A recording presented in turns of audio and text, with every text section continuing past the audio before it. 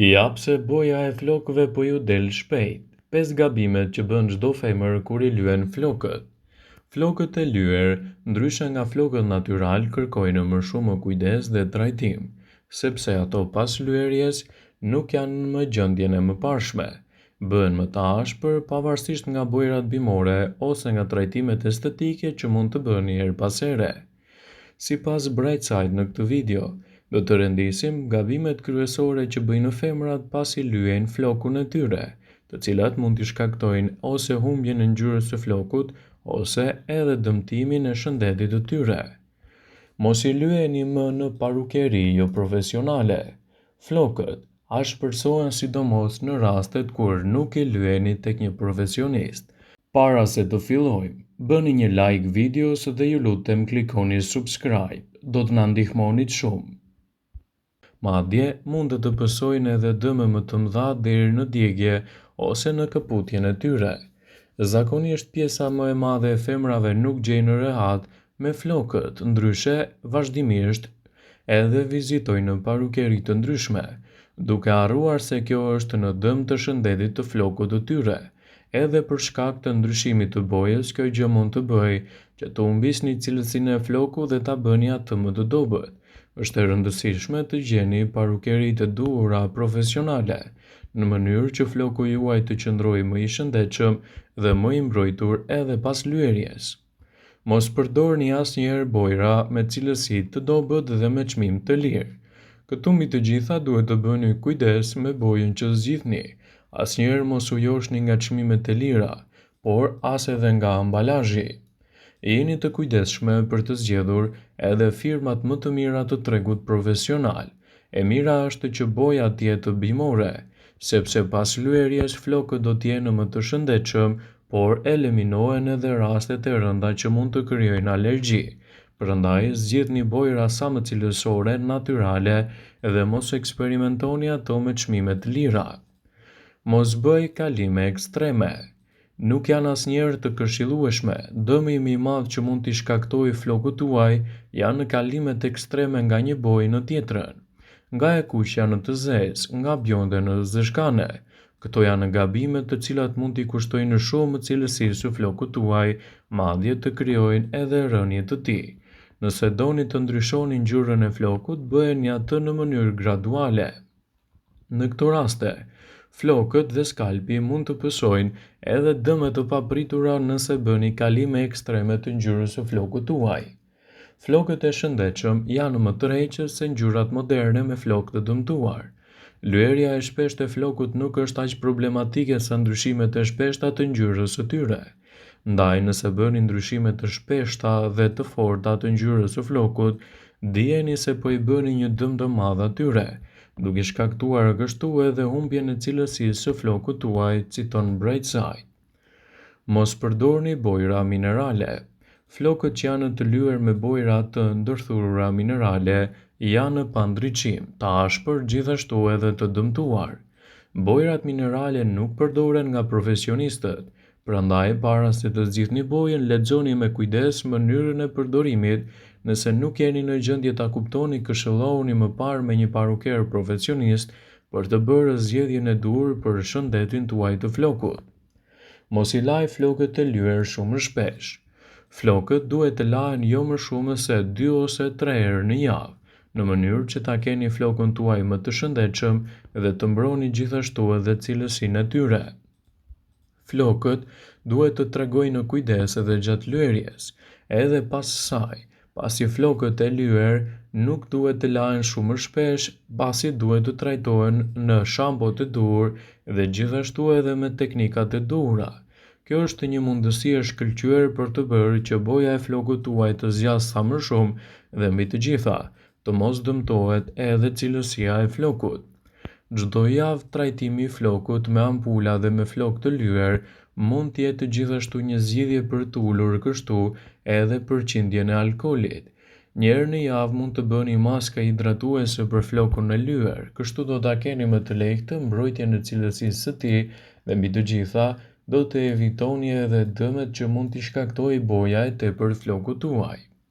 Me kushtet që mbizotërojnë në vendin tonë është e sigurt që shpeshherë keni vizituar parukeri jo profesioniste, të cilat mund ju kenë lënë mbresa jo të mira, dhe kështu nuk keni besim të tjerët.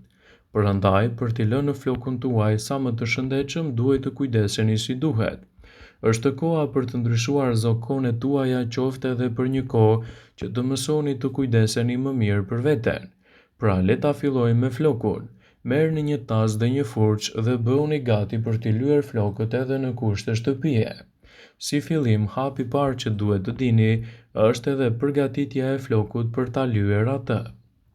Fillimisht duhet të keni parasysh që mënyra që boja të kapë më mirë dhe të shmanget kruajtja e padëshiruar dhe e bezdisshme në lëkurën e kokës, duhet t'i lini flokët të paprekur për 2 deri në 3 ditë, nuk duhet t'i lani ato.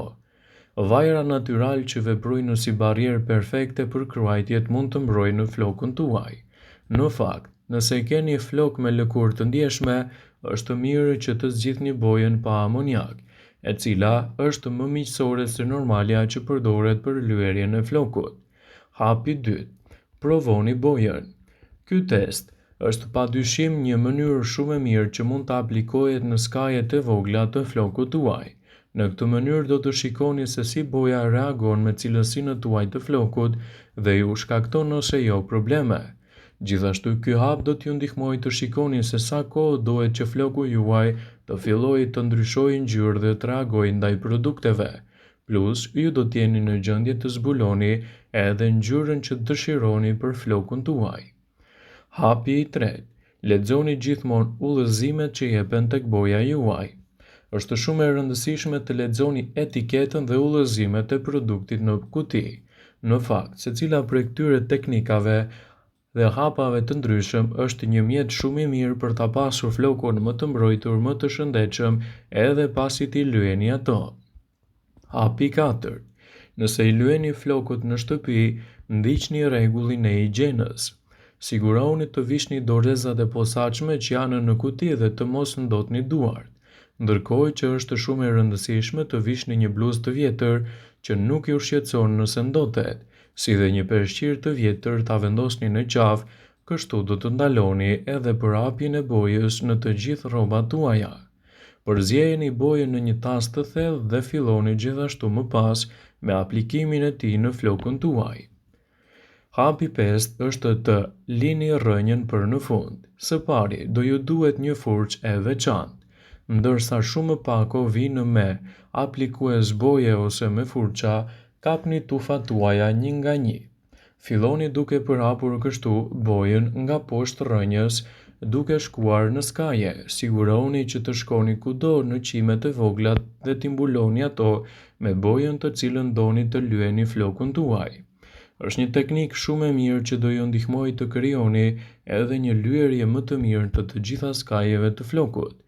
Rrënja do të lihet për në fund sepse shumë thjesht nxehtësia do të zhvillohet në lëkurën e kokës dhe ndihmon që flokët në atë pikë të ndryshojnë më shpejt ngjyrë.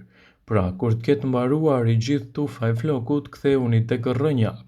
Lyeni me shumë kujdes dhe kështu evitoni edhe problemet që mund të lënë flokun tuaj jo të shëndetshëm.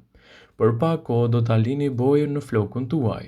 Kjo varet edhe nga produkti i çdo kompanie dhe udhëzimet që janë shkruar në të, por edhe në fund mund të bëni një performancë që dëshironi për ngjyrën tuaj të flokut. Ndjekja e kësaj teknike në kushte shtëpie do ju ofrojë flok të lyer më mirë dhe gjithashtu edhe pa probleme të përhapjes së njollave në të gjitha rrobat ose edhe rreth pjesëve të lëkurës rreth kokës.